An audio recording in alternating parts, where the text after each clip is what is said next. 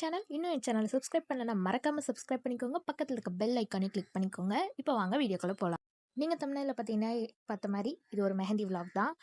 நான் இப்போயே சொல்லிடுறேன், நான் வந்து ஒரு மெஹந்தி ஆர்டிஸ்ட் ப்ரொஃபஷனல் அப்படிலாம் கிடையாது. மேபி நீங்கள் தமிழில் பார்த்து கண்டுபிடிச்சிருக்கலாம், இருந்தாலும் நான் ஒரு வாட்டி சொல்லிடுறேன். நான் வந்து ஒரு 3 டைம்ஸ், இதுதான் 3rd டைம் மெஹந்தி போடுறது. எனக்கு வந்து மெஹந்தியை போட தெரியாது. முன்னாலாம் எங்கள் அம்மா தான் போட்டு விடுவாங்க. எங்கள் அம்மா வந்து சூப்பராக மெஹந்தி போடுவாங்க. எங்களுக்கு தெரிஞ்சவங்களுக்கும் மேரேஜ் அந்த மாதிரி ஃபங்க்ஷனுக்குலாம் எங்கள் அம்மா தான் மெஹந்தி போட்டு விடுவாங்க. இப்போ தான் நம்மளே கொஞ்சம் கொஞ்சம் கற்றுக்கலாமே அப்படி சொல்லி தான் நானே போட ஆரம்பிச்சிருக்கேன். இதுக்கு முன்னாடி போட்ட டிசைன்லாம் ரொம்ப அழகாக வந்தனால ஒரு ஆர்வத்தில் வந்து இந்த சரி வீடியோவாக எடுத்து போடலாம் அப்படின்னு நினச்சி எடுத்தேன். ஆனால் நான் எக்ஸ்பெக்ட் பண்ண ரிசல்ட் வரல.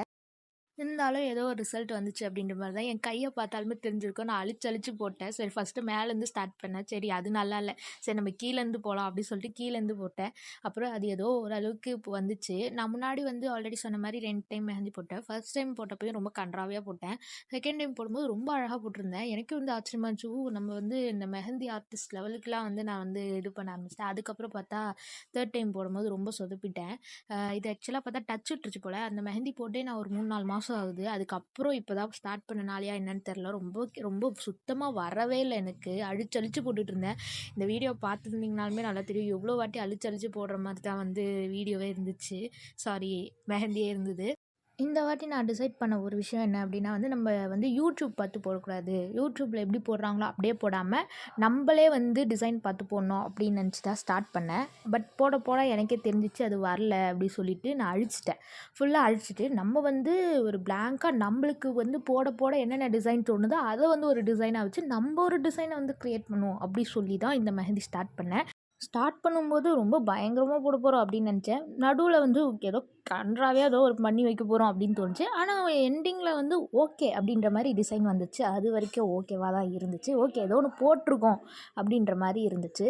மெஹந்தி போடும்போது எப்பவுமே வந்து அந்த டேப் ரோல் பண்ணி போட்டால் வந்து நம்மளுக்கு மெஹந்தி வந்து மெலிசாக வரும்னு சொல்லியிருந்தது. நான் ஒழுங்காக சுற்றலையா என்னன்னு தெரில. ஸ்டார்டிங் ஏதோ வந்துட்டு இருந்துச்சு, போக போக பார்த்தா தடிசாக வந்த மாதிரி இருந்தது.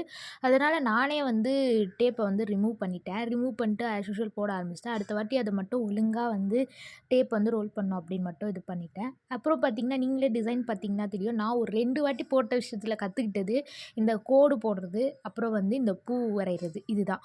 இந்த பூ கூட பார்த்திங்கன்னா அது ஒன்றும் ஒவ்வொரு ஷேப்பில் இருந்துச்சு. ஓகே, ஆனால் இருந்தாலும் பார்க்க அழகாக இருந்தது. மெஹந்தியாக பார்க்கும்போது எனக்கே வந்து ஓகே நம்ம ரொம்ப கன்றாவே வரும்னு நினச்சோம், பரவாயில்ல ஏதோ ஒன்று வந்திருக்கு அப்படின்ற மாதிரி தான் இருந்துச்சு. நீங்கள் டிசைனை பார்த்தீங்கனாலுமே தெரியும், நிறைய லைன் இருக்கும், அப்படி இல்லை அந்த ரவுண்டாக இருக்கிறது இருக்கும், ப்ளஸ் ஒரு பூ இருக்கும். இதுதான் வந்து நான் போட்டிருந்தேன்.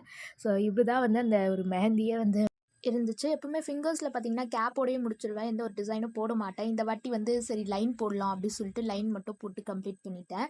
என்னோட டிசைன் பார்த்தீங்கன்னா நான் கொடுக்குற ரேட்டிங் வந்து 5 தான் கொடுக்குவேன். அதுக்கு மேலாம் கொடுக்க சான்ஸ் இல்லை.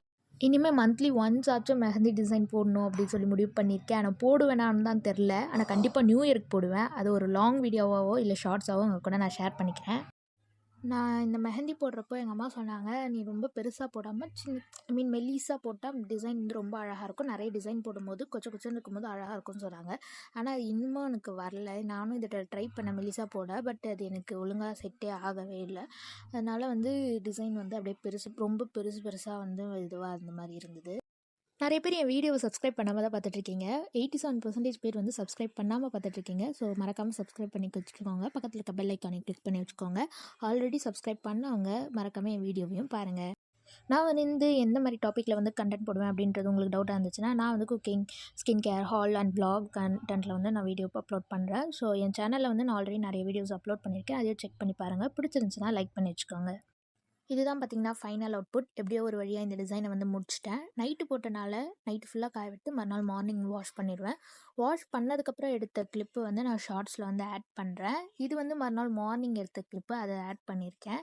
ஸோ இந்த வீடியோ உங்களுக்கு பிடிக்கும்னு நினைக்கிறேன். ஸோ இன்னொரு நல்ல கண்டென்ட்டில் உங்களை மீட் பண்ணுறேன். தேங்க்யூ ஃபார் வாட்சிங்.